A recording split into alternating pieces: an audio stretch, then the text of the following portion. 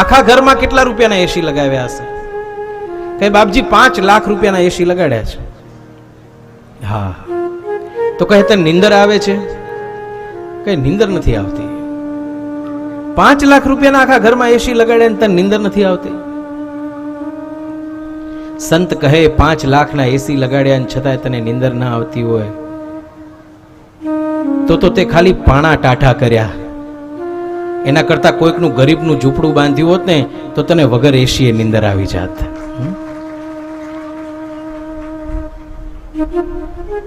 માણસ પાસે સાધન હોય ને તો સાધનાને વધારવી, પ્રભુ કાર્યાર્થે પરમાત્માના કાર્ય માટે એનો સદુપયોગ કરવો.